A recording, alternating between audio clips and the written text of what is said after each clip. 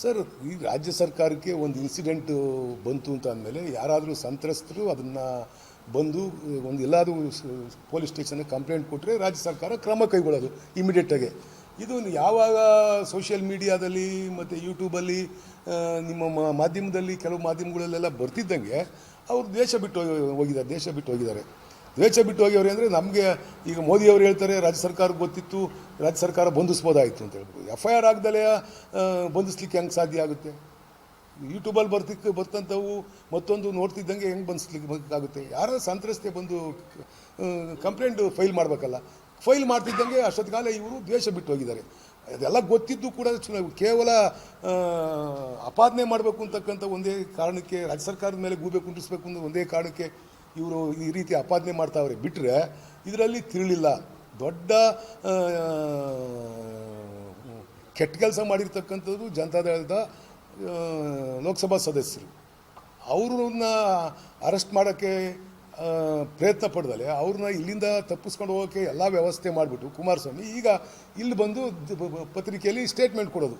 ಅಲ್ಲಿ ಹೀಗಾಗಿತ್ತು ನೋಡಿ ಅಂತ ಯಾವ್ಯಾವುದೋ ಹಿಡ್ಕೊಂಡು ಏನೇನೋ ಇವನು ಯಾರೋ ಕಂಪ್ಲೇಂಟ್ ಕೊಟ್ಟವನೇ ಅವನು ಯಾರೋ ಕಂಪ್ಲೇಂಟ್ ಕೊಟ್ಟವನು ಅಂತ ಇಲ್ಲದ ಆಪಾದನೆಗಳು ಮಾಡ್ಕೊಂಡು ಸುಮ್ಮನೆ ಈ ಸಂತ್ರಸ್ತರಿಗೆ ಆಗಿರ್ತಕ್ಕಂಥ ನೋವು ಮತ್ತು ಅವರು ಆಗಿರ್ತಕ್ಕಂಥ ಅವಮಾನ ಎಲ್ಲ ಮರೆಮಾಚಕ್ಕೆ DK ಶಿವಕುಮಾರ್ ಮೇಲೆ ಹೇಳ್ಬಿಟ್ಟು DK Shivakumar pen drive release ಮಾಡವ್ರೆ, ಅವ್ರನ್ನ ಅರೆಸ್ಟ್ ಮಾಡಿ ಅಂತ ಹೇಳ್ಕೊಂಡು ಹೊರಟಿದ್ದಾರೆ. ಬಿಟ್ಟರೆ ಇದರಲ್ಲಿ ಈ ಪೆನ್ ಡ್ರೈವು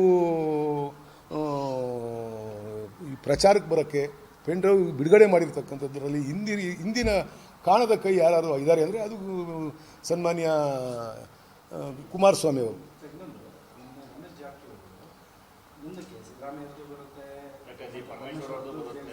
ಶ್ರೀ ರಮೇಶ್ ಜಾರಕಿಹೊಳಿ ಯಾವ ದೊಡ್ಡ ಮನುಷ್ಯ ಅಂತ ಹೇಳ್ತೀರಿ? ಅವನು ಯಾವ ದೊಡ್ಡ ಮನುಷ್ಯ ಅಂತ ಹೇಳ್ತೀರಾ? ಅವನದು ಹೆಂಗೆ ಬಂದಿತ್ತು?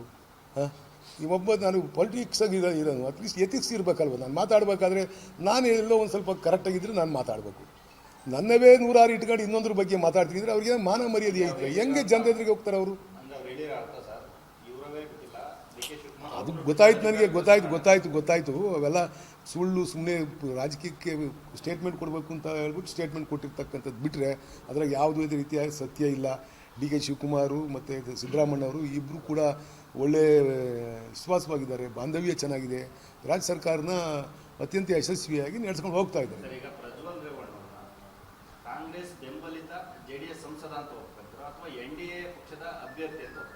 ಸರ್, ಅವರು NDA ಹೋದ್ಮೇಲೆ ಕಾಂಗ್ರೆಸ್ ಬೆಂಬಲಿತ ಅಭ್ಯರ್ಥಿ ಹೆಂಗಾಗ್ತಾರೆ? ಅವರು NDA ಜೊತೆ ತಗೊಂಡು ಅವರಿಬ್ಬರೂ NDA ಮತ್ತು ಅಲಯನ್ಸ್ ಮಾಡ್ಕೊಂಡವ್ರೆ. ಅಲಯನ್ಸ್ ಮಾಡ್ಕೊಂಡು ಕುಮಾರಸ್ವಾಮಿನೂ ಅಲಯನ್ಸಲ್ಲೇ ನಿಂತಿದ್ದಾರೆ, ಮಂಜುನಾಥ್ ಅವರು ಅಲಯನ್ಸಲ್ಲಿ ನಿಂತಿದ್ದಾರೆ.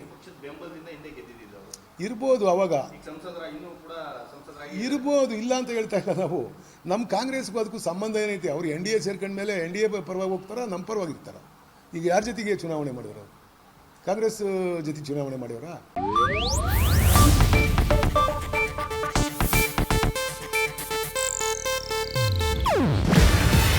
ಇದು ಏಷ್ಯಾನೆಟ್ ನ್ಯೂಸ್ ನೆಟ್ವರ್ಕ್ ಪ್ರಸ್ತುತಿ.